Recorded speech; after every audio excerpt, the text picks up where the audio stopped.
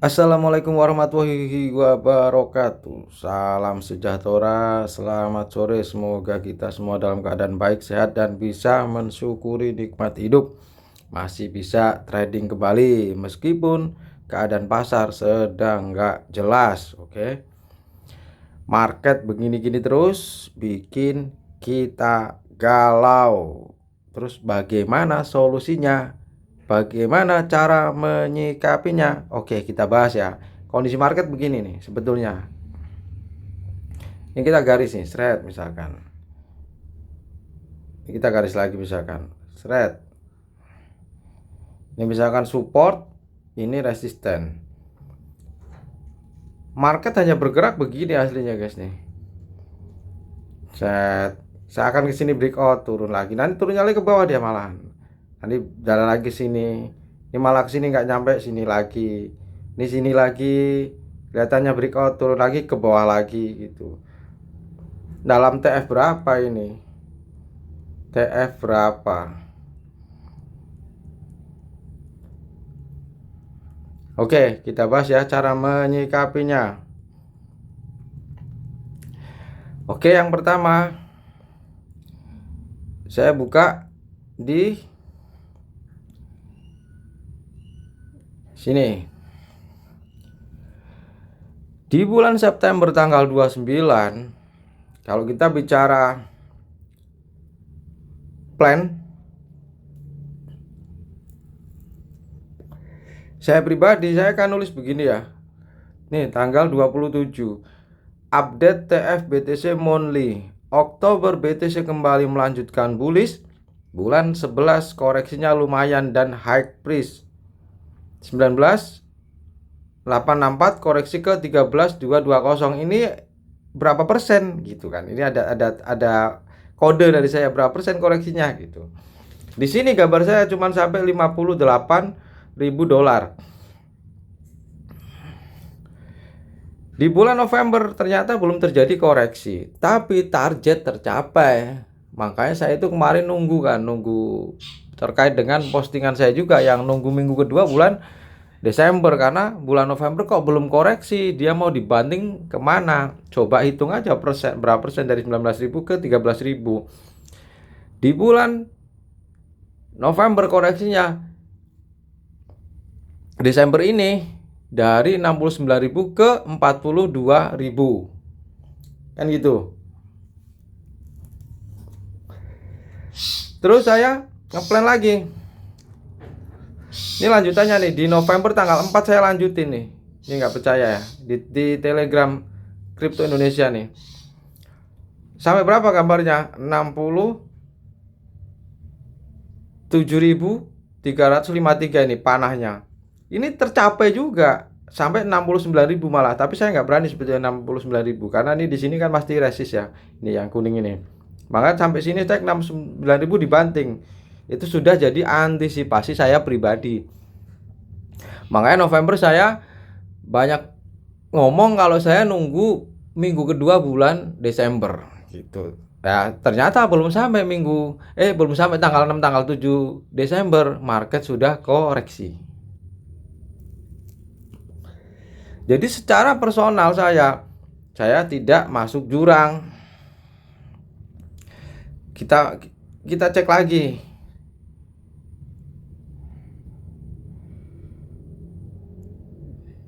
Nih kita cek lagi nih.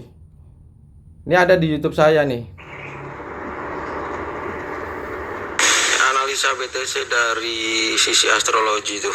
Tuh ada moon target tuh 65 sampai 68 70 ribu lah. Cuman di Oktober nih minggu ketiga dia ada koreksi dulu nih. Ini TF daily ya. Tuh. Nah, ini kalau yang bawah itu ada bulat-bulat itu full moon. Ini di bar putih nanti dia naik ke atas, terus ketemu new moon dia turun dia. Ya. Ya, semoga bermanfaat.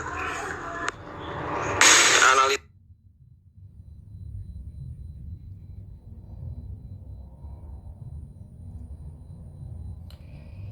Ini kalau kita bicara target saya, ini saya post bulan September nih. Saya post ke video short di YouTube nih. Ini mau target 67 sampai 68 nih di sini ya. Kan sudah tercapai, ya udah saya sudah puas. Habis itu saya memang keluar dari pasar untuk nunggu tanggal 6 tanggal 7 Desember itu personal guys. Nah, sekarang saya mau berbagi tipsnya bagaimana cara menyikapinya sekarang ini. Kenapa saya bisa selamat dari koreksinya Bitcoin? Karena saya punya plan, saya punya target. Ketika target tercapai, pasti logikanya akan terjadi koreksi. Koreksinya sampai mana sudah saya duga juga. Untuk ngukur 2017 kurang lebih segitu, dari 19 ke 13 ribu berapa persen gitu. Sekarang buat kita semua ya, ini oke, bagaimana cara menyikapinya, kita simak baik-baik ya. Oke, tolong dibagikan video ini, di like, komen, di subscribe. Mudah-mudahan bisa manfaatnya lebih luas guys.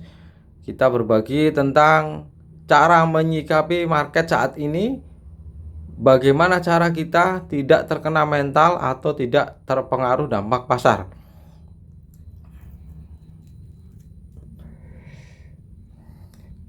Sambil saya buka di chart ya.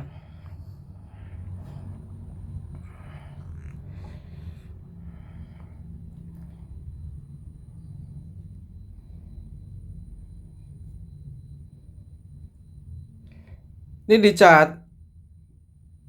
Memang waktu di TF4H untuk lanjutan berikutnya saya nyusun namanya kolong bandar, tapi itu kan juga jelas ada target ke sini 74, tapi syaratnya kan jelas tuh harus breakout dari sini. Ternyata 62.000 itu tidak bisa ditembus, bahkan 69.059 ini sudah boncos Bitcoin. Akhirnya dump ke sini. Ini sekarang kalau kita buka 4 jam udah balik lagi ke masuk kolong bandar. Nih di sini. Ini masuk di sini nih. Tinggal kita sabar. Terus cara menyikapi market. Yang pertama, kita harus evaluasi diri. Kenapa kok saya bisa sangkut? Apa saya salah strategi? Apa saya halu? Atau saya nggak punya plan dalam trading? Saya tidak punya plan di time frame berapa saya bermain. Karena setiap time frame punya target harga kenaikan yang berbeda-beda.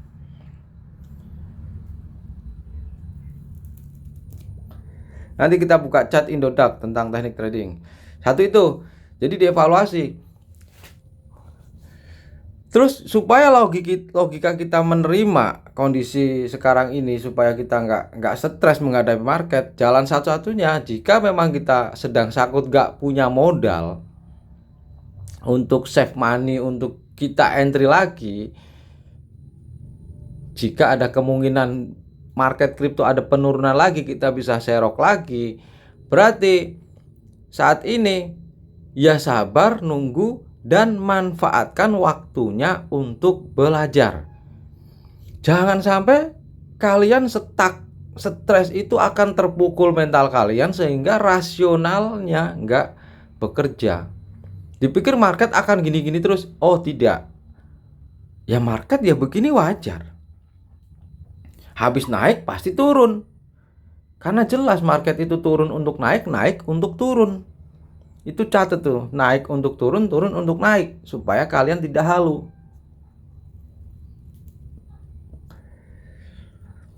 Jadi kalau sudah nggak punya modal untuk buy lagi, sabar, nikmati untuk belajar, supaya ibarat orang bertarung, kita kemarin kalah, ya latihan dulu. belajar lewat YouTube saya atau lewat YouTube siapapun, technical analis atau baca-baca apa, cari ilmunya supaya bisa nanti saat bertarung lagi menghadapi pasar itu kita sudah punya persiapan jurus, persiapan ilmu bela dirinya menghadapi market, gitu kurang lebihnya. Jadi evaluasi, introspeksi itu penting. Perbaiki supaya di kemudian hari lebih baik dalam tradingnya. Bikinlah kalian plannya. Terus rasionalnya harus bekerja. Apa yang saya sebut rasional? Perkecil target, perbesar modal. Bukan perbesar target, perkecil modal. Hasilnya sangkut.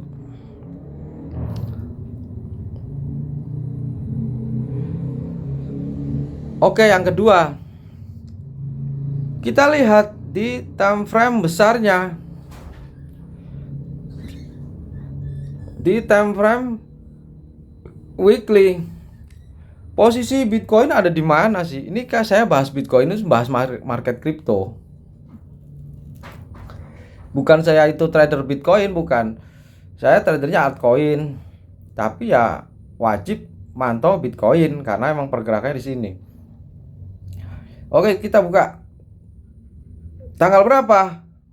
Tanggal 20 ya. Ini dilihat nih, tanggal 20 September. Di sini saya sudah pantau nih close weekly. Di sini candle hijau ini, candle berikutnya tanggal berapa nih? Tanggal 27 saya lihat ini close-nya bagus. Nih lihat ya, supaya lihat ya. Ini trend support ya. Dia close di atas candle ini harganya itu tanggal 29 saya berani nulis BTC bulan Oktober bisa melanjutkan tren bullishnya kembali dengan target saya sampai 65.000 67.000 dolar. Alhamdulillah sukses plannya. Berapa persen kenaikannya? Kita ukur 69% guys. Oktober sampai November. Tanggal berapa pucuknya nih? Tanggal 8. Kenapa bisa sangkut? Kita tanya sama diri sendiri. Kemana aja kita waktu harga sampai segitu? Altcoin juga ada kenaikan. Kenapa kita nggak take profit? Apa kita ngarep lagi Bitcoin sampai ke atas? Enggak, karena ada proses fase to fase. Terus supaya nggak stres, kita lihat lagi sejarahnya. Di sini nih, di bulan 5 Bitcoin koreksi itu sampai bulan berapa? Bulan 8, bulan akhir bulan 7 nih tanggal 19-an itu mulai hijau. Bayangin 2 bulan lebih. Ini parah, ini banyak orang kena mental nih di bulan 5 ini. Tapi faktanya market juga bergerak. Baru bergerak di sampai bulan 8 aja, bulan 9 koreksi. Naik lagi. Sekarang koreksi lagi. Jadi ini ini base akumulasi dalam time frame weekly. Sorry. Kalau kita kemarin ngitung akumulasi dalam 4 jam itu jelas fasenya lebih sempit. Kolong badarnya lebih sempit, bisa dijebol karena jelas batasan saya 60 sampai 62.000 harus di breakout. Ternyata tidak bisa di breakout. Nah, kalau di weekly jelas. Kalau di weekly belum ngebase, baru berapa ini 1-2 candle. Jadi sekarang kalau kita lihat chart, kita terima aja menurut nyata pergerakan. Nanti beda lagi bahasanya dengan ada ETF support, vitaminnya apa beda lagi. Artinya kalau kita lihat sejarah ini di sini ya mungkin bisa minggu ke 2, mungkin bisa di sini nanti. Mulai di sini nanti market mulai benar-benar gerak. Mulai masuk minggu kedua di bulan Januari, bisa juga begitu menurut historical. Tapi ingat, di channel Telegram pun itu saya juga bahas di 4H masih ada potensi untuk penurunan kembali breakdown-nya pattern descending triangle. Nah, ini harus kalian manfaatkan. Jadi jangan larut pada sangkut dan sangkut. Manfaatkan waktunya untuk belajar karena proses. Gak ada sesuatu dicapai dengan instan. Siapa yang tekun, pasti dia yang akan berhasil.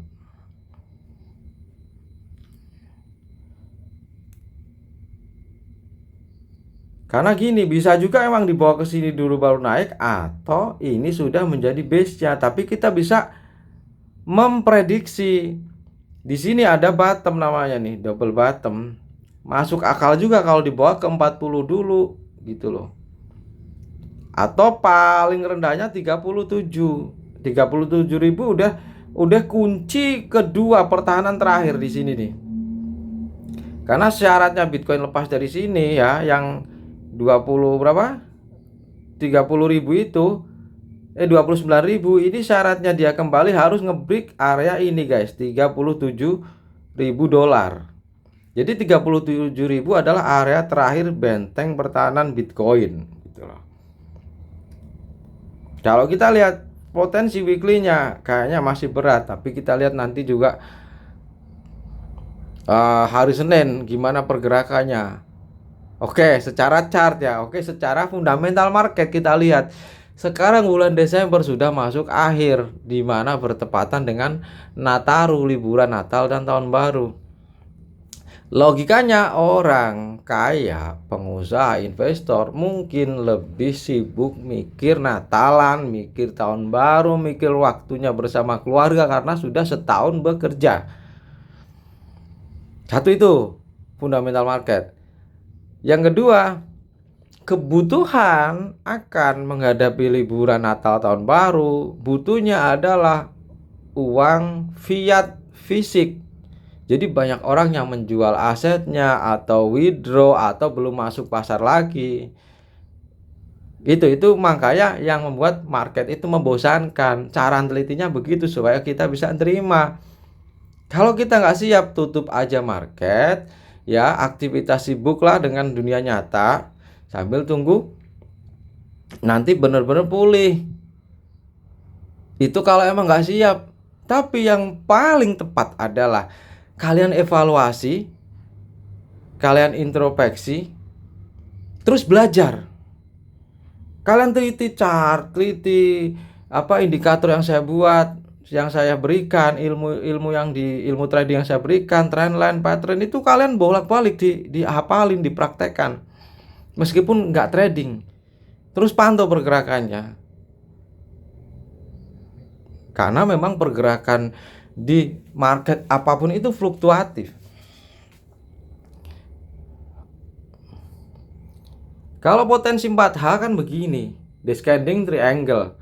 Descending triangle itu ada kemungkinan memang dia ke sini dulu. Jadi bisa begini. Misalkan ini di breakdown ke sini straight, berarti ini ketemu bottom kaki dari 42.000 ini kan. 42.000 straight. Ini di sini base-nya baru mungkin bisa diangkat.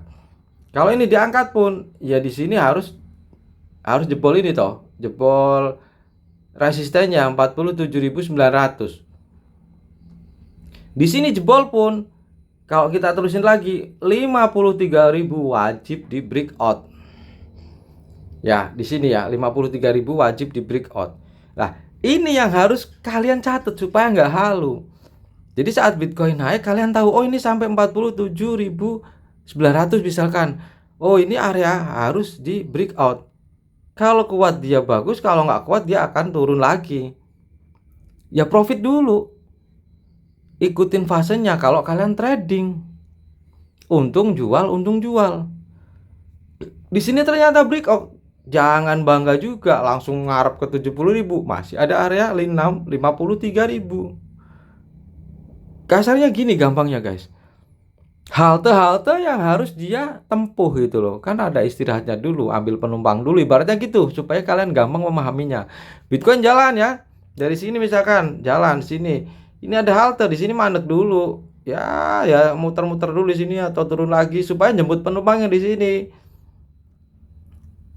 Kalau emang penumpangnya nggak penuh, berarti market nggak gairah, ya nunggu lagi, berarti halte turun lagi, jemput lagi ke bawah lagi, gitu loh gampangnya itu. Oh, di sini ternyata penumpang sudah penuh, muatan, langsung jalan di sini ada halte lagi, gitu. Ini hanya asumsi ya, analisa ya. Atau memang di sini tidak di bawah dulu. Begini kejadiannya. Bisa juga ini besok di breakout dulu ke sini seret ya. 53 baru 53 dibanting ke bawah, bisa juga. Bisa gini juga.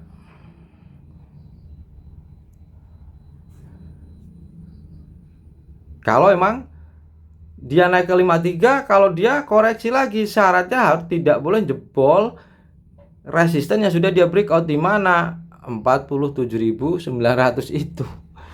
Area-area itu kalian catat untuk menghadapi market, supaya step by stepnya kalian itu tahu.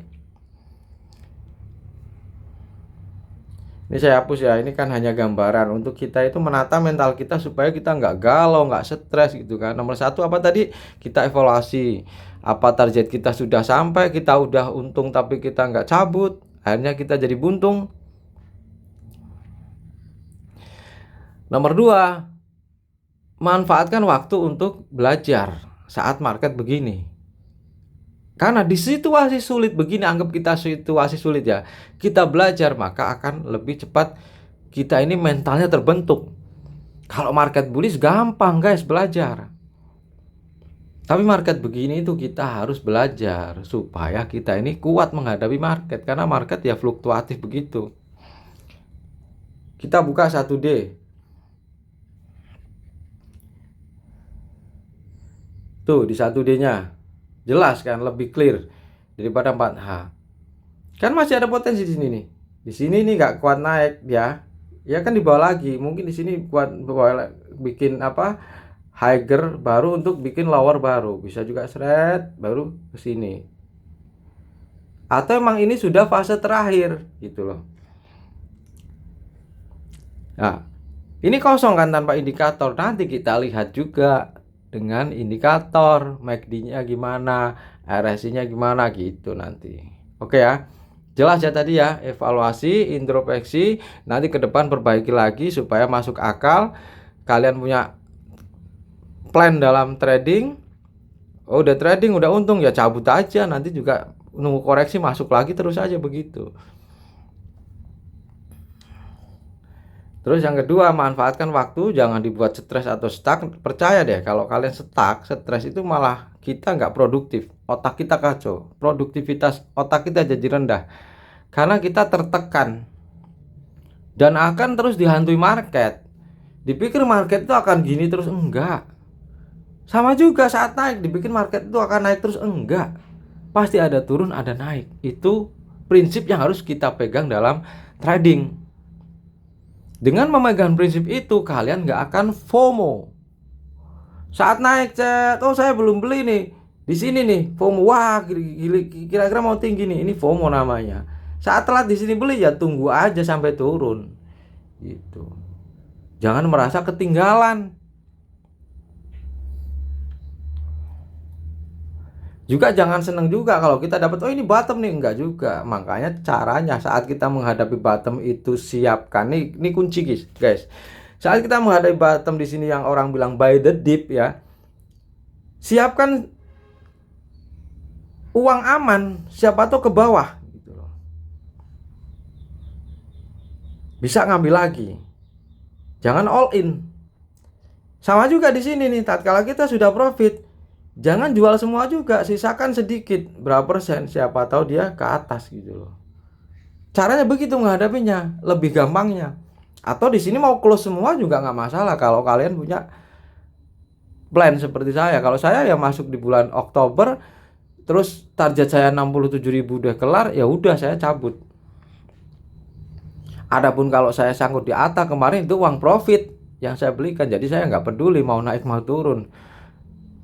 Dan itu bukan trading, memang saya lihat potensi ATA bagus gitu loh. Saya cicil mas. Gitu guys, caranya begitu supaya kita masuk akal dalam menghadapi market ya. Jadi nanti kita nggak kacau, mental kita harus kuat dalam dunia trading. Oke, sekarang kita buka apa lagi ya? Buka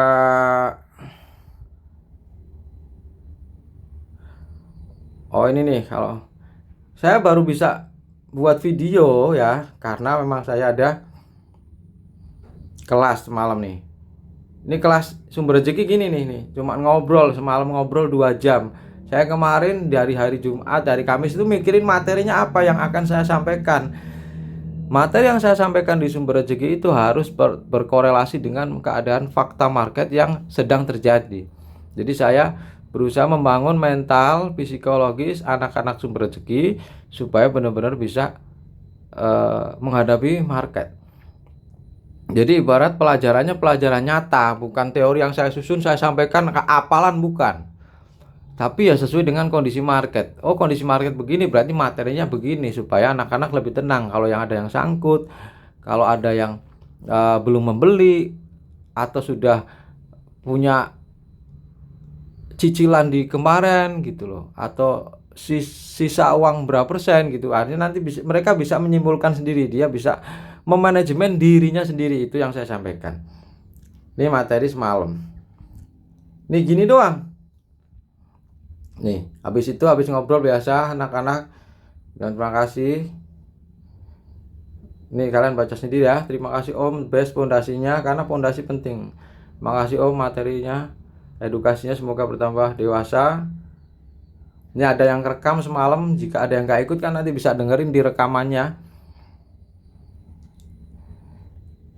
Nih Om jadi lega, tenang kalau udah masuk market.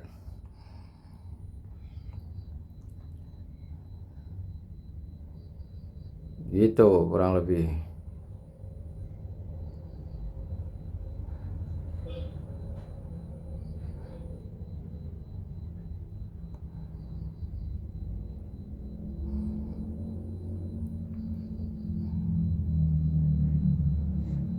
Nah ini gini-gini, quote-quote gini lah. Profit konsisten datang dari pengalaman dan kegagalan.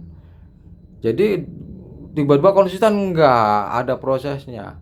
Gagal berkali-kali, pengalaman berkali-kali, nanti akan hafal menghadapi market. Profit konsisten datang dari pengalaman dan kegagalan. Ini edukasi begini.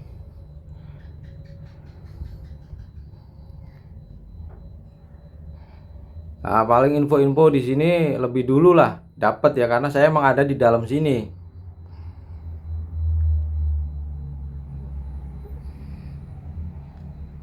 Jadi mereka lebih bisa cepat bertanya karena saya ada di dalam sini. Tiap hari saya ada di sini. Terus ini bisa di follow channel baru saya. Ini sumber rezeki 369, Binance dan Indodax. Ya, yang kita bahas ini seputar signal dalam bentuk chart, bukan signal beli ini jual sekian, enggak, bentuknya chart supaya saya membangun kedewasaan follower saya mau belajar. Terus news fundamental ya, bukan event ya. News fundamental ya, terkait kayak misalkan ada tapering, the Fed, FOMC meeting, atau fundamental crypto, Bitcoin gitu-gitu. Ini kalian bisa follow di sini.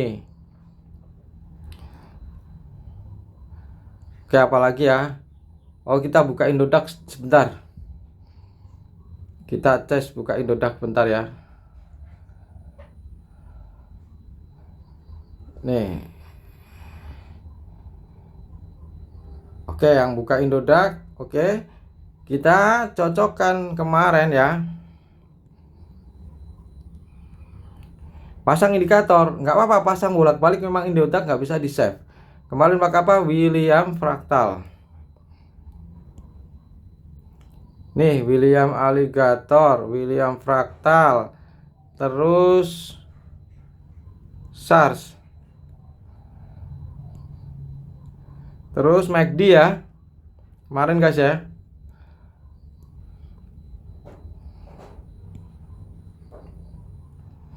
Ah, ini nih. Ini kalau 1H coba nih. 1H-nya ini.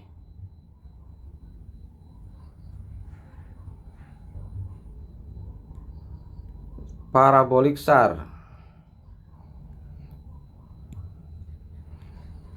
Oke, ini 1H nih, ini buka nih. Kalau kita lihat 1H-nya ya. 1H-nya kan gini terus nih. Nggak jelas di sini ya. Sini ini naik, ada lagi, turun lagi, ini ada lagi, baru naik bentar, ini sudah ada keluar titik lagi. Ini turun lagi ke sini ya, keluar titik lagi, kita beli, naik lagi sini ya. Sekarang belum ada titik lagi. Kan padat banget ini. Isinya scalper jadinya. MACD-nya lemah. Tuh. Ini 1H. Kalau penggunaan indikator ini kalian sudah paham ya. Dimana kalau si garis hijau aligator di bawah, yang merah di tengah, biru di atas ini adalah sinyal untuk buy, tapi dikonfirmasi dengan MACD juga di bawah ya. Garisnya ya, histogramnya di atasnya garis. Kalau sudah kayak gini ini sudah menjual. Nih. Nih, kalau sudah begini siap menjual karena garis MACD ini sudah di atas histogram. Kalau di sini ini membeli. Kalau ini belum di atas tapi nggak jual pun nggak apa-apa karena ini juga sideways kan bakal naik lagi gitu. Intinya kalau posisi gini sudah menjual. Kita cek 4H-nya. 4H-nya MACD-nya di ininya bagus nih memang. Ada titik ya. Kayak mau naik. Tapi MACD-nya lemah, menandakan emang nggak ada volume nih. Lemah banget MACD-nya. Bukan kayak gini nih. Ini kan ada dorongan ya. Ini kan enggak, masih lemah. Di 4H. Untuk menghadapi 1D. 1D-nya memang masih lemah, tapi bagus 1D-nya nih. Sudah mulai pulih. Mudah-mudahan memang ada vitamin market yang mendorong ya, pemicunya. Yang kita butuh pemicunya. Supaya pergerakannya nggak membosankan gini-gini aja. Karena tanpa dorongannya pump nggak bisa men.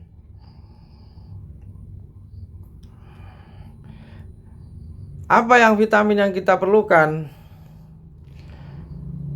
Misalkan proposal ETF spot di review kembali misalkan, itu vitamin, pasti market akan pump.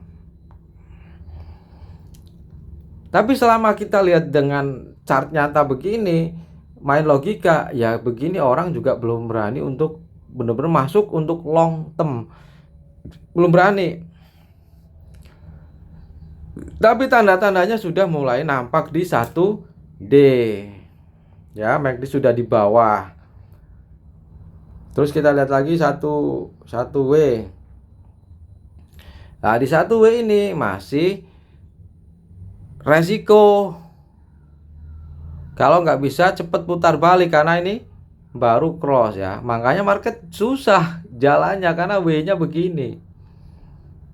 Terus di sini juga si hijau juga baru mau nge-cross ke bawah. Ini harus ada haluan yang benar-benar didorong dengan news yang bagus. News fundamental bukan news event ya. Ya tahu-tahu ETF spot di review misalkan, atau sebuah negara mulai melegalkan kripto, mengadopsi Bitcoin gitu guys, kurang lebihnya. Oke, apalagi ya? Oh, keputusan FOMC. Ini kalau lihat keputusan FOMC meeting nih, keputusannya lebih ke dovish sifatnya. Jadi dovish itu lunak dengan pasar. Federal Reserve itu FOMC lunak, lebih pro ke pasar bursa keuangan. Makanya waktu kemarin rapat FOMC itu jam 1 saya ngikutin sampai jam 3 pagi, itu market ada reaksi lah gitu. Karena pro ke pasar. Kalau hawkish lebih cenderung menyerang dia. Suku bunga dolar naik, itu pasti yang lain akan turun, mau emas, mau bursa saham, S&P, Dow Jones atau kripto semua pasti, atau forex pasti akan turun. Jadi sini cuman guys yang bikin investor juga ragu, satu emang ada isu Omicron ya. Yang kedua ada kata-kata gini nih.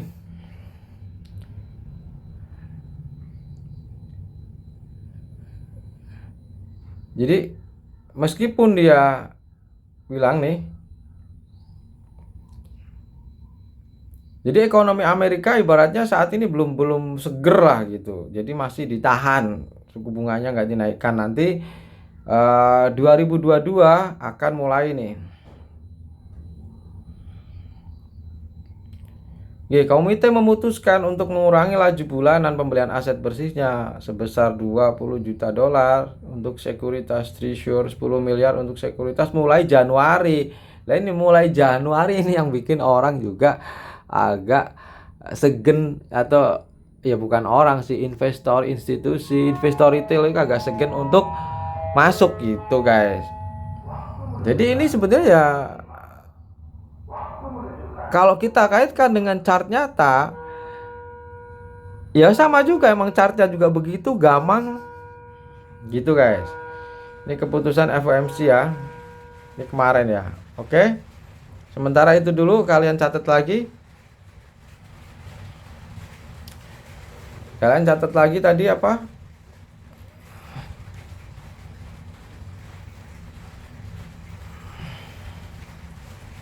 Ini kan pengumuman FOMC menjadi penyebab rally Bitcoin ya. Pihak bank sentral akan mengurangi pembelian obligasinya sebesar 30 juta dolar setiap bulan yang mulai dioperasikan pada awal 2022 gitu guys. Oke. Sementara itu ya guys, salam sabar, semoga cuannya lebar, terus belajar, jangan menyerah, dan harus kuat menghadapi pasar. Terus manfaatkan waktu ini untuk belajar. Kalau yang masih punya money, save money, sabar dulu, jangan buru-buru masuk. Tunggu pergerakan besok Senin kayak apa. Kalau emang sudah nggak punya uang, manfaatkan buat belajar. Kalau emang sudah stres nggak bisa ngapa-ngapain, tutup market. Jangan sampai trading itu mengacaukan mental kita, mengacaukan kehidupan dunia nyata kita. Jangan sampai. Catat itu ya. Oke, sekian, terima kasih. Mohon maaf jika ada kata-kata yang keliru atau yang kurang berkenan. Semoga channel ini bisa mengedukasi, membuat kita dewasa dalam trading, membuat kita lebih berbenah diri lagi. Silakan follow channel Telegram Sumber Rezeki, terus follow Instagram saya, terus follow, tonton juga hiburan saya nyanyi ya. Oke, jangan lupa like, kalian komen, subscribe. Semoga bermanfaat. Wassalamualaikum warahmatullahi wabarakatuh.